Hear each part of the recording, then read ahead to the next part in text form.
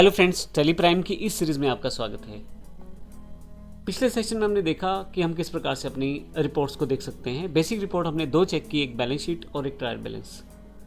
तो हमें अपने अकाउंट्स के बैलेंस की जानकारी है इस वक्त। अब हम नेक्स्ट सेक्शन में आते हैं जिसमें हम जानकारी लेंगे किस प्रकार से हम डिफरेंट तरह के वाउचर्स को एंटर करना सीखेंगे टैली प्राइम में, और देखेंगे कि किस तरह से वो हमारे अकाउंट्स को अफेक्ट करते हैं। और ये पूरे प्रोसेस से हमें क्लियर हो जाएगा हम अपने अकाउंट्स को किस तरह से मैनेज या मेंटेन करते हैं टैली में। मैं आपको ये बता देता हूँ पहले से कि ये केवल बेसिक एंट्रीज को समझाने का एक तरीका है। जैसे जैसे हम अगले सेशंस की तरफ बढ़ेंगे हम एडवांस सेक्शन को सीखते चले जाएंगे। जैसे केवल ये बेसिक अकाउंटिंग वाउचर्स हैं, इसके बाद हम इन्वेंट्री वाउचर्स, फिर जीएसटी के साथ। तो इस तरह से हम बारी बारी से एडवांस स्टेप की तरफ चलते चले जाएंगे। और हम कोशिश करेंगे पूरे सेशंस में कोई भी ऐसा वाउचर या कोई भी एंट्री ऐसी ना हो जो आपको ना आती हो। हम लोग बेसिक से एडवांस तक की सभी एंट्रीज इस कोर्स में कवर करने की कोशिश करेंगे।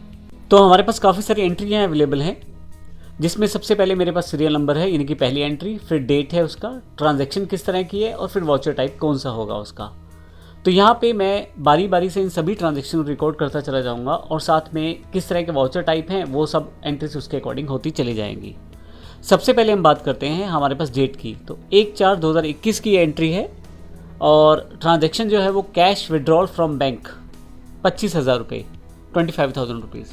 तो 25,000 रुपये हमने निकाले हैं कैश अपने बैंक से। बैंक हमारा IDBI है जिसका बैलेंस हम पहले से चेक कर चुके हैं और हम वहाँ से 25,000 रुपये निकालना चाहते हैं। तो ये जो एंट्री है कैश और बैंक के बीच की है, तो इसका अर्थ ये हुआ कि ये कॉन्ट्रा एंट्री है, ये कॉन्ट्रा वाउचर है। तो हम इस एंट्री को कॉन्ट्रा वाउचर के अंतर्गत प्लेस करेंगे। अगर आप वाउचर्स की अधिक जानकारी चाहते हैं तो पिछले सेशंस को एक बार कवर अप कर लें, क्योंकि उसमें हमने किस एंट्री में कौन सा वाउचर प्रयोग होगा उसकी जानकारी दी है। तो आइए देखते हैं हम इस एंट्री को किस प्रकार से कर सकते हैं। के अनुसार हमने 25,000 रुपये बैंक से निकाले हैं, तो ये एक तरह से हमारा काउंटर वाउचर है।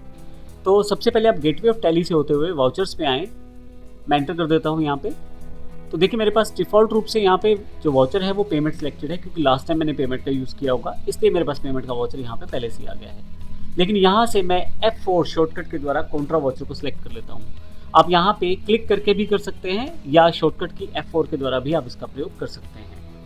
तो जैसे मैं यहाँ काउंटर पे क्लिक करता हूँ या F4 सेलेक्ट करता हूँ, तो यहाँ से आप देखेंगे कि मेरे पास काउंट्रा वाउचर की जो अकाउंटिंग वाउचर क्रिएशन स्क्रीन है वो आ गई है।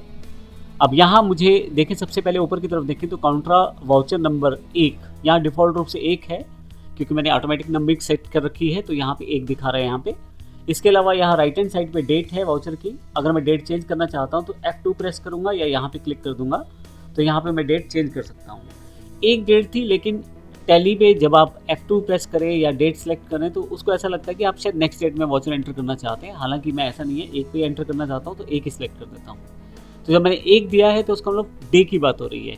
तो 1 अप्रैल जो 21 है, 1 अप्रैल 21 का मेरे पास यहाँ पे वाउचर एंटर होना चाहिए। मैंने डेट सेट कर दी है। यहाँ उसके पश्चात मुझे उस अकाउंट की जानकारी देनी है जिसमें मुझे ट्रांजैक्शन करनी है। तो मेरे पास इस पूरी एंट्री में 2 तरह के अकाउंट अफेक्ट होने वाले हैं, कैश और IDBI बैंक। तो क्योंकि मुझे कैश निकालनी है तो मैं यहाँ कैश जैसे ही साइड टाइप करूँगा मेरे पास यहाँ अवेलेबल हो जाएगा। और मान लीजिए आप कुछ भी टाइप नहीं करते अकाउंट में, तो आपके पास दोनों ऑप्शन है जो कॉन्ट्रा से रिलेटेड हैं, क्योंकि हमें पता है कॉन्ट्रा एंट्रीज जो है वो बैंक और कैश के बीच की रहेंगी। तो इन्हीं दोनों अकाउंट्स का ही इफेक्ट वहाँ होगा। तो इसलिए 2 ही ऑप्शन यहाँ अवेलेबल हैं, कैश और बैंक। तो दोनों लेजर अकाउंट यहाँ पे अवेलेबल हैं। तो मैं यहाँ कैश सेलेक्ट कर लेता हूँ। पर्टिकुलर्स में मुझे दूसरे अकाउंट की जानकारी देनी है जिस अकाउंट में से मुझे पेमेंट निकालना है। तो मेरा अकाउंट है IDBI, तो मैं I प्रेस करता हूँ तो मेरे पास IDBI खुद ही सिलेक्ट हो जाएगा। और अगर मैं कुछ ज़्यादा करेक्टर टाइप कर दूंगा तो फिर मेरे पास नीचे स्पेलिंग एरर भी आना शुरू हो जाएगा अगर ऑप्शन इसमें नहीं होगा। अभी यहाँ से एस्केप कर लेता हूँ और अगर मैं I को हटा दूँगा, आप देखेंगे यहाँ पे केवल वही 2 अकाउंट हैं जो मेरे पास इस एंट्री के अकॉर्डिंग अवेलेबल होने चाहिए, यानी कि कैश और IDBI बैंक। तो यहाँ से मैं डायरेक्ट सेलेक्ट कर सकता हूँ, और अगर मुझे पूरी तरह से पता है मुझे कुछ अकाउंट में एंट्री करनी है तो मैं यहाँ टाइप भी कर सकता हूँ। तो IDBI टाइप करता हूँ, देखिए सिलेक्ट होता चला गया, एंटर कर दूंगा तो यही अकाउंट सेलेक्ट हो जाएगा। अब एक इंपॉर्टेंट बात यहाँ एंट्री में, यदि आप देखें कैश के नीचे करंट बैलेंस दिखाया जा रहा है, तो यहाँ कुछ भी दिखाई नहीं दे रहा है, इसलिए इसका मतलब ये है कि मेरे पास कैश में कोई भी अमाउंट नहीं पड़ा हुआ। और IDBI बैंक में 47,000 डेबिट बैलेंस है, यानी कि मेरे पास 47,000 रुपये मेरे अकाउंट में बैलेंस है IDBI बैंक में। तो अब टैली जो है साथ साथ आपको बैलेंस यहाँ दिखाया जा रहा है टैली के द्वारा, यानी कि आप जो भी बैलेंस आप मैनेज कर रहे हैं, जो भी एंट्री आप करेंगे उसके अकॉर्डिंग यहाँ पे ट्रांजैक्शन अमाउंट और बैलेंस दोनों दिखाया जाएगा।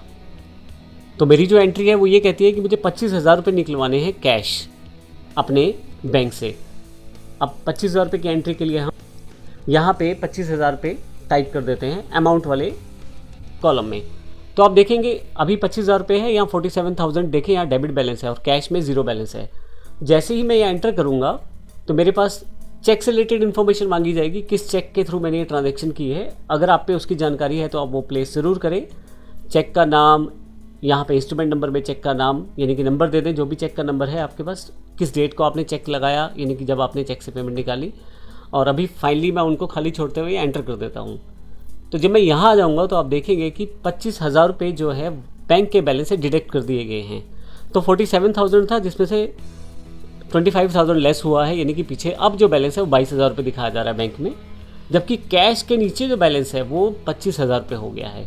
तो ये बड़ी इंपॉर्टेंट फैसिलिटी है टैली प्राइम के द्वारा दी गई। हालांकि पिछले सेशंस में भी हमें इस तरह की काफ़ी सारी फैसिलिटी अवेलेबल रहती है टैली में, लेकिन इसमें एक इम्पॉर्टेंट पॉइंट ये रहा कि जैसे जैसे बैलेंस में मैं एंट्रीज करता जा रहा हूँ वैसे वैसे उनका जो करंट बैलेंस है एंट्री के साथ और विदाउट एंट्री वो सब यहाँ पे आपको क्लियर होता चला जाता है। जैसे 25,000 की एंट्री करने से पहले वो बैलेंस 47,000 था, लेकिन 25,000 की एंट्री करने के बाद वो बैलेंस जो है वो 22 यानी कि 22,000 रुपये हो गया है, क्योंकि 25,000 रुपये 47 यानी कि 47,000 रुपये में से लेस हो गए हैं। फाइनली मैं एंटर करता हूँ, नीचे की तरफ नरेशन मैं टाइप कर सकता हूँ यहाँ से। तो जो भी मेरी नरेशन है वो यहाँ मैं टाइप कर लेता हूँ। तो जो भी मैं यहाँ नरेशन टाइप करता हूँ उसके बाद फाइनली मेरे पास, अगर मैं इस पूरे वाउचर में मुझे कुछ चेंजेस नहीं करना है तो मैं यहाँ येस करके इसे एक्सेप्ट कर सकता हूँ, और अगर मैं यहाँ नो कर देता हूँ तो फिर से मुझे वो, और अगर मैं यहाँ नो कर देता हूँ तो फिर से मैं इसी स्क्रीन पे रहूँगा। अगर कुछ चेंज करना है तो मैं यहाँ से कर सकता हूँ, लेकिन अभी मुझे येस करना है तो मैं वाई दबा देता हूँ। तो मेरे पास ये एंट्री हो गई है।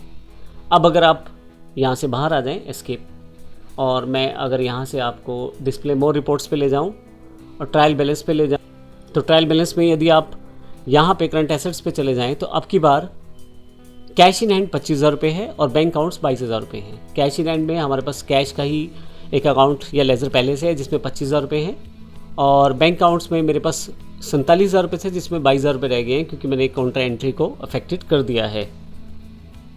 अब मैं वापस आ जाता हूँ। तो इस तरह से हम ये एंट्रीज कर सकते हैं। तो इस सेशन में हमने सीखा हम काउंटर एंट्री को किस तरह से कर सकते हैं। एक इंपॉर्टेंट बात, जब भी आप कोई वाउचर एंट्री करते हैं तो आपके पास यहाँ पे लेफ्ट हैंड साइड पे जब आप गेटवे ऑफ टैली पे होते हैं तो जो कंपनी रहती है, जो आपकी सिलेक्टेड कंपनी है, उसके साथ आपको ये जानकारी दी जाती है कि डेट ऑफ लास्ट एंट्री आपकी कौन सी रही।